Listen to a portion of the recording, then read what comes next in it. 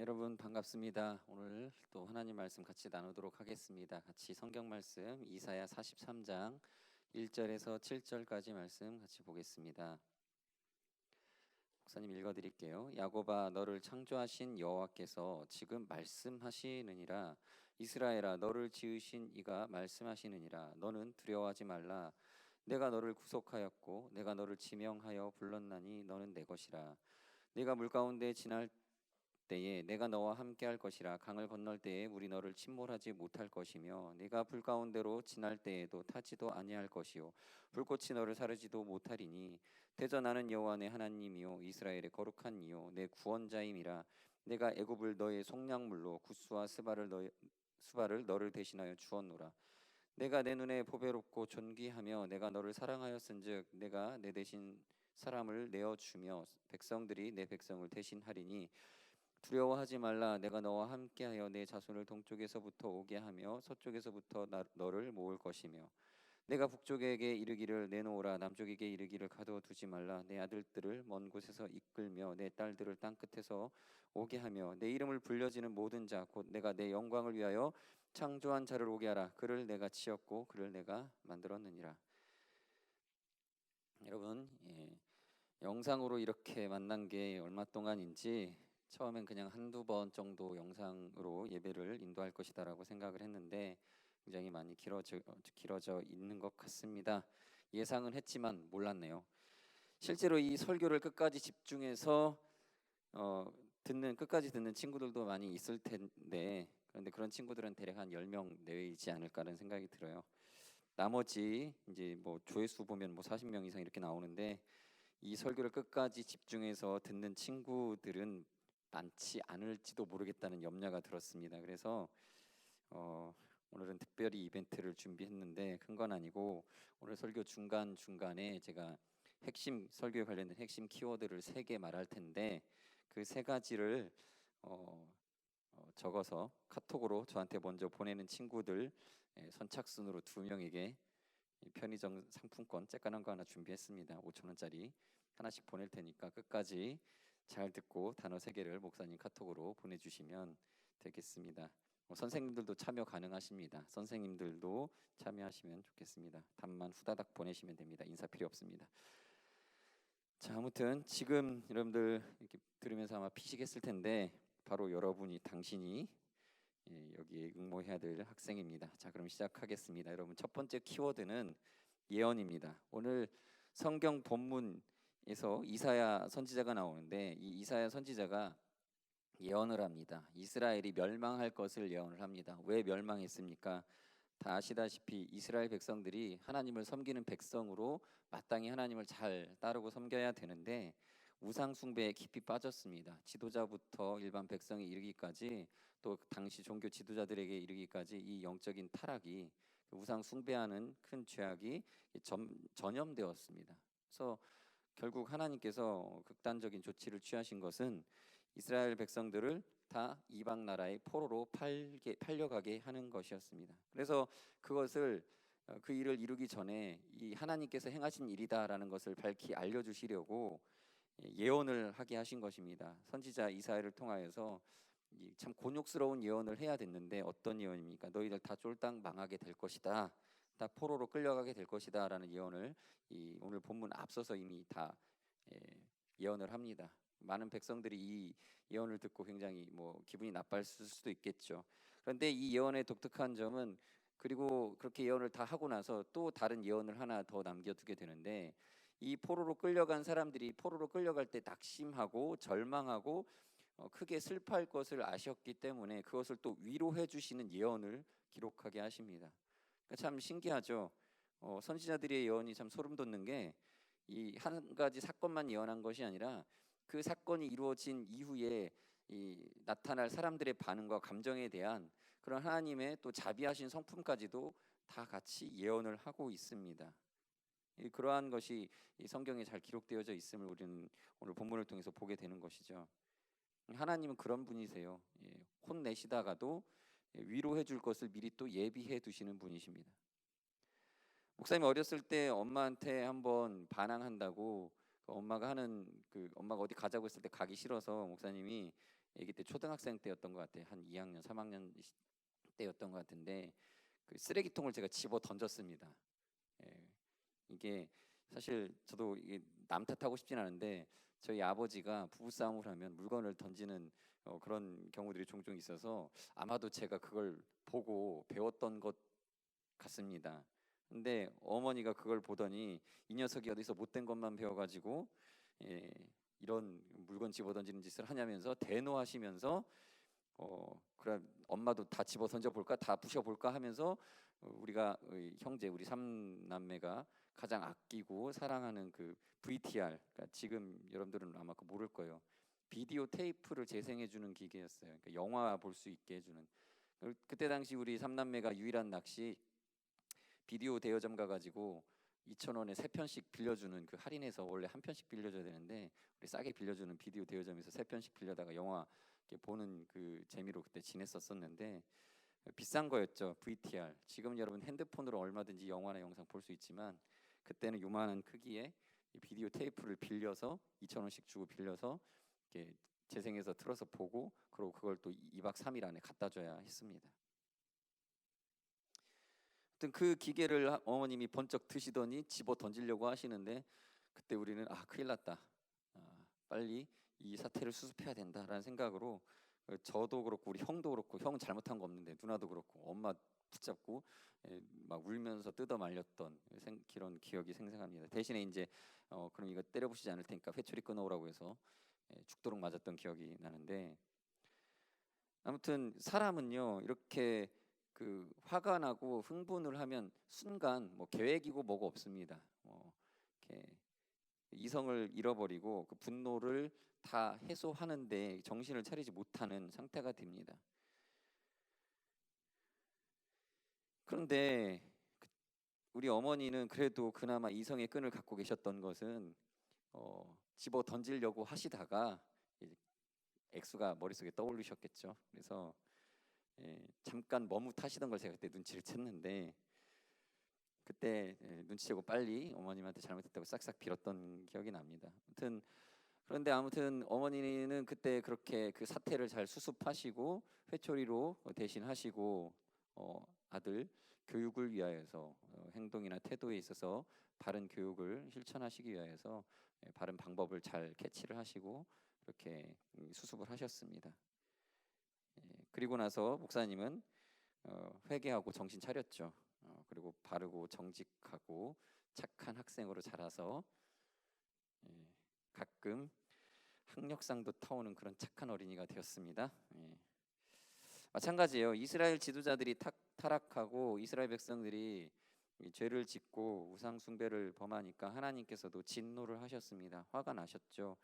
그리고 계속 선지자들을 보내서 미리 예언도 하시고 경고도 하셨는데 결국은 이스라엘 사람들이 그 말을 듣지 않고 회개하지 않으니까 극단적인 조치를 취하셨습니다. 그래서 결국 이 나중에 보시면 이스라엘이랑 남유다가 아수르와 바벨론의 차례대로 이 점령을 당하고 포로로 끌려가게 되는 것들을 보게 됩니다. 하나님이 쉽게 말해서 이스라엘의 집을 다 때려 부셔 버리셨습니다. 이스라엘 사람들은 이러다가 다 이 포로로 끌려가서 노예살이하고 또 뭐 어떤 신문당하고 이렇게 고생하다가 죽는 것 아닌가 이런 두려움에 휩싸였겠지요. 근데 하나님이 진노하시니까 그 감정대로 다 때려 부수는 것 아닌가 이런 생각이 들 법한데 근데 하나님은 그렇게 우리 인간의 모습처럼 감정에 휩쓸리셔서 그 앞뒤 안 가리시는 분이 아니십니다.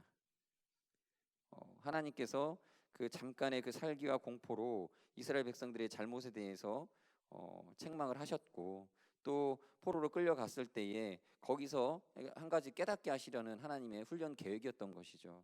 거기 이방 나라에 가서 이방 신을 섬기는 자들과 함께 이방 신 앞에서 머리를 조아리는 것과 또 하나님을 섬기는 것과 어떤 것이 더 나은지 잘 생각해 볼 수 있는 그런 기회를 준 것입니다.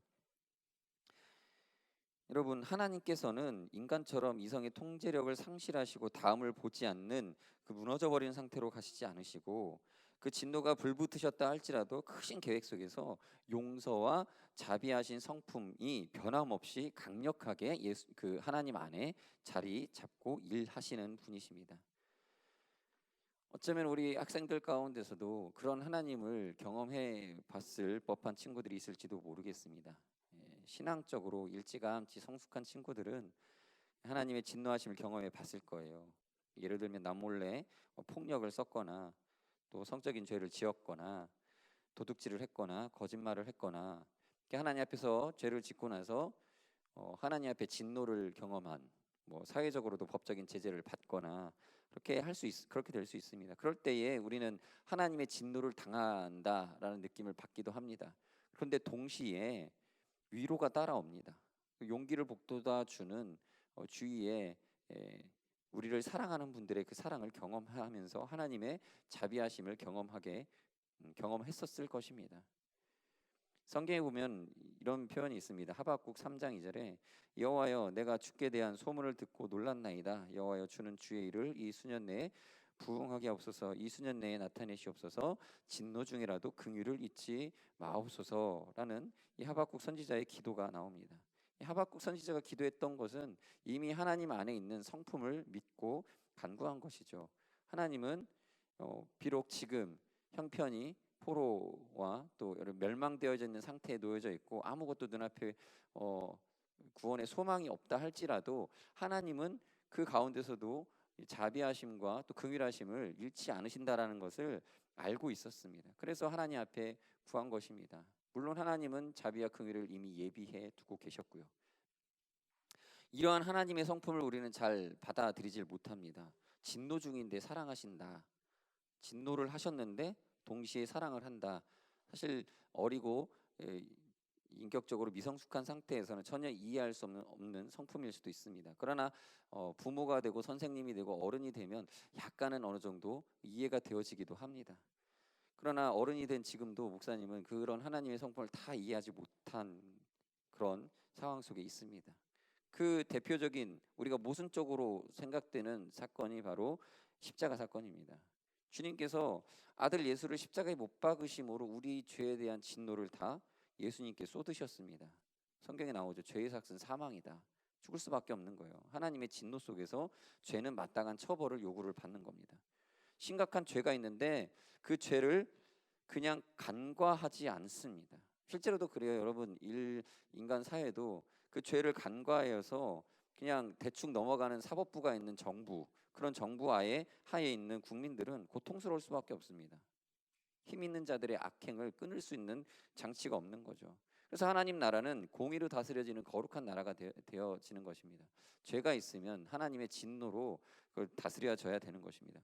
그런데 우리는 죄를 지었는데 그런 우리를 죄인인데 하나님께서 사랑하셨습니다. 그래서 주님은 그 죄에 대한 진노를 우리에게 다 짊어지게 하시고 우리를 사망에 이르게 하시는 것이 아니라 영원히 죽을 수밖에 없는 처지에 처해 있는 우리들을 그 상태에서 건져 주실 것 또한 계획을 하셨습니다.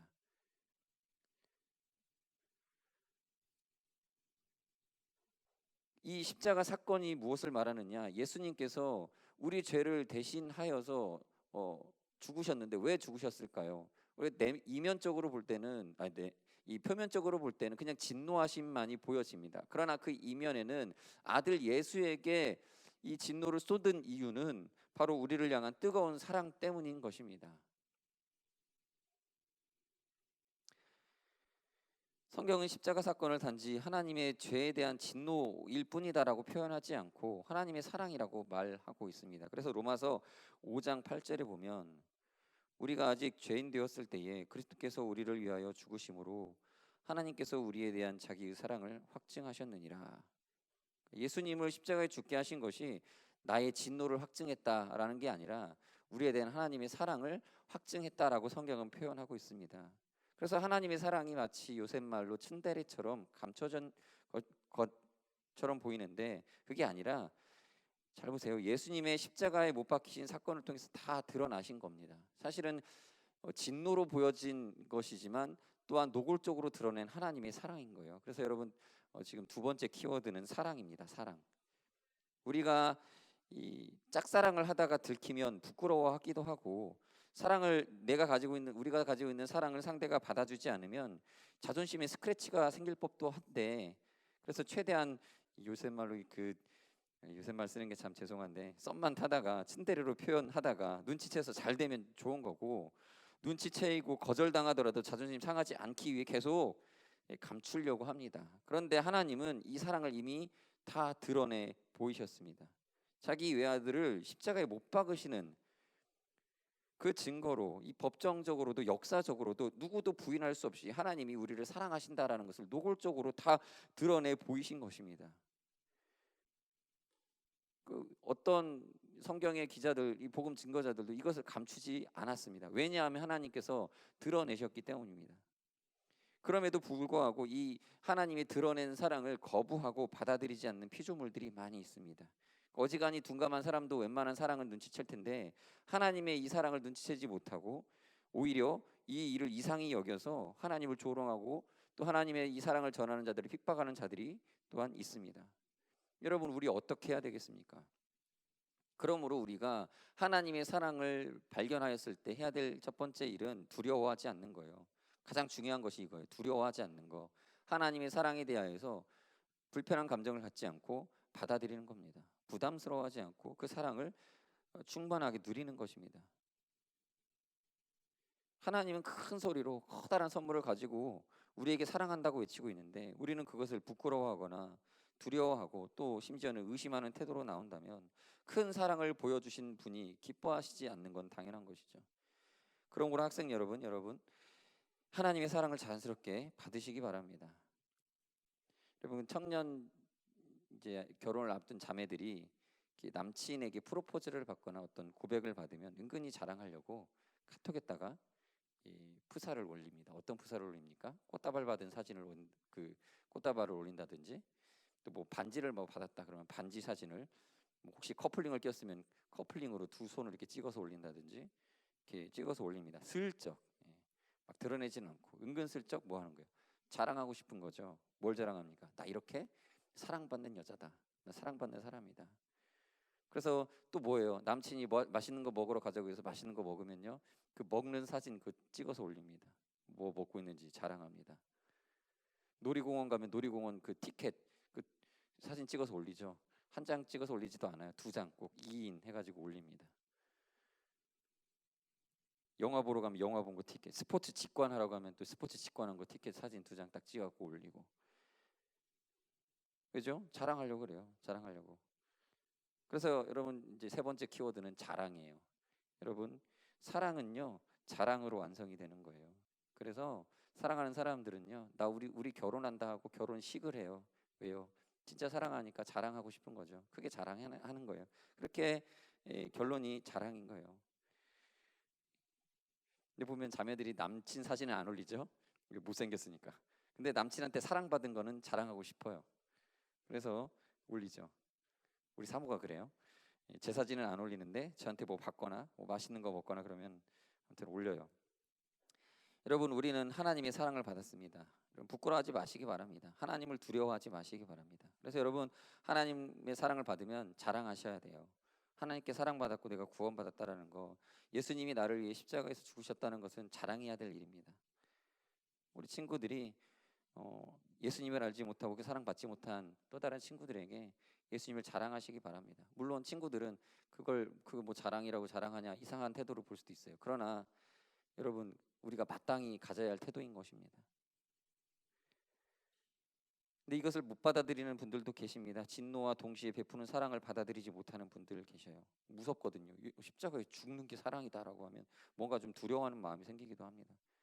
그러나 여러분, 하나님은 우리를 바른 길로 인도하시고 선하신 뜻대로 아무 하자 없이 우리를 구원의 길로 인도하시기 위하여서 가장 완벽한 방법으로 가장 온전하신 계획 속에서 예수 그리스도의 십자가 사건을 예비하신 것입니다. 오늘 본문 1절 2절에도 보면 예수님의 진노 속에 사랑이 담겨져 있죠. 1절에 야곱아, 너를 창조하신 여호와께서 지금 말씀하시느니라. 이스라엘아, 너를 지으신 이가 말씀하시느니라. 너는 두려워하지 말라. 내가 너를 구속하였고 내가 너를 지명하여 불렀나니 너는 내 것이라. 내가 물 가운데로 지날 때에 내가 너와 함께 할 것이라. 강을 건널 때에 물이 너를 침몰하지 못할 것이며 내가 불 가운데로 지날 때에도 타지도 아니할 것이요 불꽃이 너를 사르지도 못하리니. 하나님의 사랑의 고백함이 여기에 담겨져 있습니다. 말씀을 마무리하겠습니다. 하나님의 사랑을 받는 여러분은 이미 인생의 굴곡을 벌써 경험하고 있는 친구들도 있습니다. 혹 그것이 자기 자신의 과오로 또 우리의 잘못으로 벌 받는 것처럼 어려움을 겪는 친구들도 있을 것입니다. 또 어떤 친구들은 나도 어쩔 수 없는 나 자신의 타고난 환경과 성격이나 체질로 인해서 삶의 어려움을 겪는 친구들도 있을 것입니다. 그러나 여러분, 우리가 어려움을 당하고 환난을 당할 때에 하나님은 여전히 우리를 사랑하신다는 것을 잊지 마시기 바랍니다. 지금도 사랑하고 계십니다. 두려워하지 마십시오. 남들보다 조금 뒤처져 있고 또 방황하는 시간을 보내고 있을 때에 하나님 바라보시기 바랍니다. 그 상황이 여러분을 결코 그 상황이 여러분을 침몰하지 못하게 할 것이고 그 불같이 타오르는 상황이 여러분을 사르지도 못하도록 하나님의 사랑이 여러분을 지켜 주실 것입니다. 기도하겠습니다. 하나님 감사합니다. 창세전에 우리를 택하시고 사랑하셔서 그 사랑 안에서 지금 살게 하시니 감사합니다. 여러 가지 사건들과 상황들로 인해 오늘을 사는 게 힘들고 또 괴로운 친구들도 있습니다. 하나님 위로하여 주시고 십자가에서 보이신 하나님의 선명한 사랑을 깨닫도록 하나님 마음속에 있는 두려움을 걷어주시고 성령으로 충만하게 하여 주시옵소서. 오늘도 주님 사랑 안에서 살면서 주님의 사랑을 자랑하는 우리 친구들이 되게 하여 주옵소서. 예수님 이름으로 기도합니다. 아멘.